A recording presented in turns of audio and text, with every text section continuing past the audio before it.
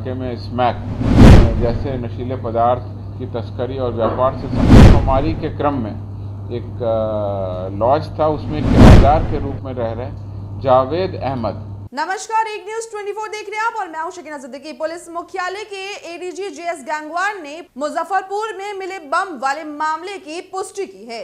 पहले देखिए इस वीडियो में क्या कुछ कहते नजर आ रहे हैं एडीजी।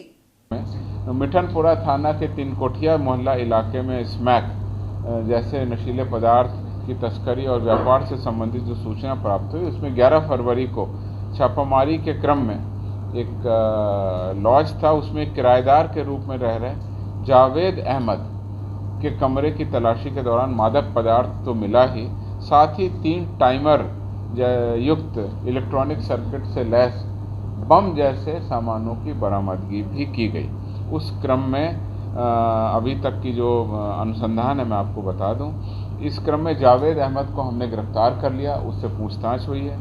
बरामद टाइमर युक्त इलेक्ट्रॉनिक बम का जो भी बम जैसा उसमें सामान बनाया गया था, उसकी हमारे बम निरोधक दस्ता द्वारा उसको विनष्टीकरण कर दिया गया। तो अब वो सेफ है, अब उससे कोई खतरे की संभावना नहीं है। और जो प्रारंभिक जांच है उसमें ये जो पटाखे का बारूद है वो पाया गया है। उसमें किसी भी तरह का स्विच या डेटोनेटर या ऐसा कोई स्प्लिंटर नहीं मिला है जिससे कि ये वास्तव के बम के रूप में और बहुत ही घातक बम के रूप में प्रयोग हो सके, ऐसा कोई अभी तक प्रमाण नहीं मिला है। हालांकि फॉरेंसिक साइंस लेबोरेटरी को अब ये भेजा गया है और सही तरीके से उसकी और भी विश्लेषण के बाद में उससे जानकारी मिलेगी, लेकिन अभी तक की जो जानकारी है उसमें घातक बम में प्रायः डेटोनेटर या स्विच या ऐसे कील कांटे और ऐसे पदार्थ भर दिए जाते हैं जिससे विस्फोट होने पर वो फट जाए। इस बम में जो पाइप लगा था वो भी पीवीसी पाइप था। अगर वो लोहे का पाइप होता तो उसको फटने से कोई नुकसान हो सकता है। तो प्रथम दृष्टया ऐसा लगता है कि डराने के उद्देश्य से इस प्रकार से इसमें घड़ी लगा करके इसको बम जैसा स्वरूप बनाया, परंतु इसका असली मकसद क्या है इसकी अभी पुलिस जांच कर रही है। जो 3 बम मिले उसमें 2 इलेक्ट्रॉनिक घड़ी हैं और 1 सुई वाली घड़ी मिली है। तो हम सब चीज़ों की जांच कर रहे हैं। उस क्रम में ये पता चला कि जावेद का भाई जैकी, जिसका पुराना आपराधिक इतिहास रहा है और ये स्मैक और बाकी सेवन में कई कांडों में वांछित रहा है, उसकी अभी जांच कर रहे हैं हम लोग, अनुसंधान में रिकॉर्ड मिला रहे हैं, पर पूछताछ में ऐसी बात पता चली।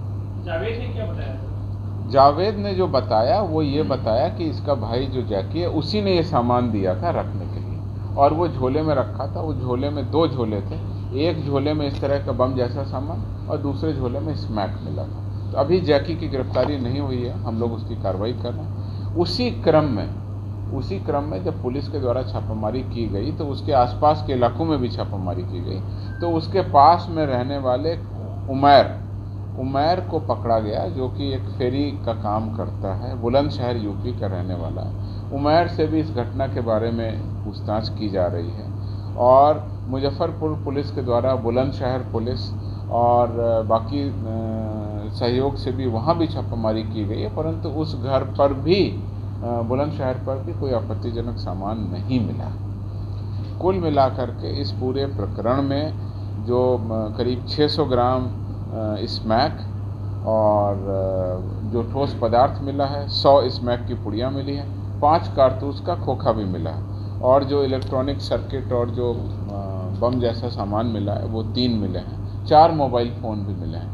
इस क्रम में जो कांड दर्ज किया है उसमें हमने एनडीपीएस की धारा लगाई है, यानी जो मादक पदार्थ की धारा है। हमने उसमें विस्फोटक पदार्थ अधिनियम भी लगाया है और हमने उसमें आर्म्स एक्ट भी लगाया है, चूँकि कारतूस के खोखे भी मिले थे।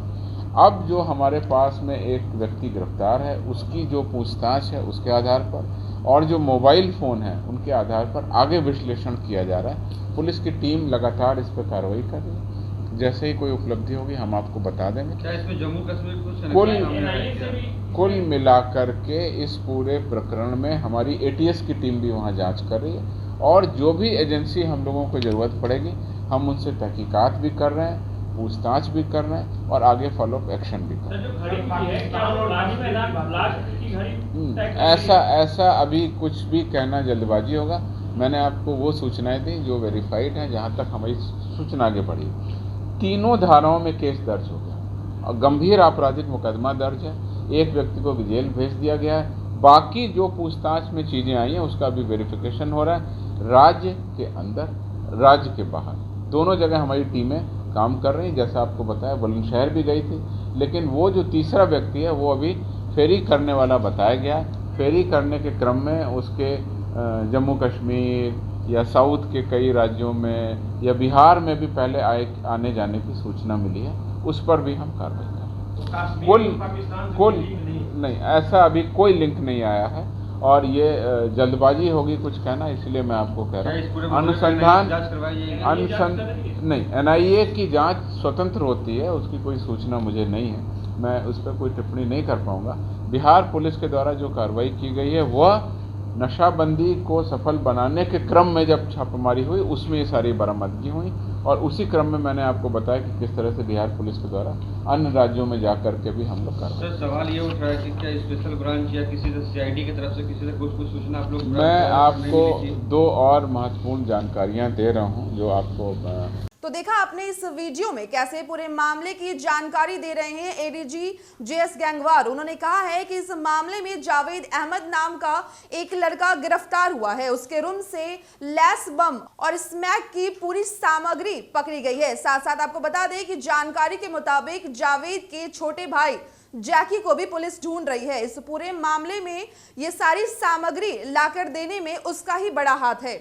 ऐसे में पुलिस उसको ढूंढ रही है और ये पूरी जानकारी JS गैंगवार ने आज पुलिस मुख्यालय में दी है। आपको बता दें कि जब से बिहार में DGP RS भट्टी आए हैं, उनकी पूरी टीम एक्टिव हो गई है। लगातार अपराधियों की धरपकड़ चालू हो गई है।